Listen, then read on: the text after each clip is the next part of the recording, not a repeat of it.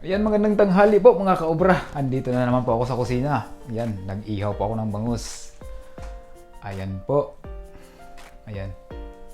Andito sa kusina. Ano tong ginagamit ko na ihawan? Ito yung ano to siya? Smokeless. Walang usok. Ayan, kaya dito ako sa kusina nag-ihaw. Ayan po, malaki po to. Bangus na to. Ang bili ko nito, ano to siya 1 KD 130, nasa mga 170 ata.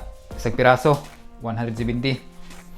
Nilagay ko nito, may ano to sa loob yung bawang, may kamatis, tapos may sibuyas. Nilagyan ko ng toyo at saka lemon, tsaka black pepper powder. Yan po yung nilagay ko sa loob. Tapos ito yung pong paghid-hid natin, oh. Ito po siya. Ito pong minarinate ko niyan. Nilagay ko dito. Tapos nilagay ko ng mantika at saka ketchup. Yan, panghid-hid natin dito. Ganyan po. Yan. Tapos, pag may natira nito, ihalo ko sa lauoy. Gulay.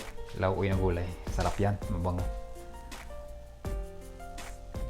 Ayan po mga kaobra, nasunog siya. Pero sa labas lang yan, yung balat lang yan niya, kaliskis. Pinatay ko na. Mga 20 minutes po ang naluto siya, 20 minutes. Lagi-lagi nito kasi. Mainit pa. Ayan po. Kainan na po. Busog time na naman to. Busog mood. Wow, sarap nito. Ayan po mga kaobra, maraming salamat po sa panonood nyo, pagsubaybay nyo sa aking channel. Sana po ay mag-like kayo, subscribe, mag-comment po sa baba. Sa mga baguhan po dyan, maraming salamat po sa inyo. Bye bye.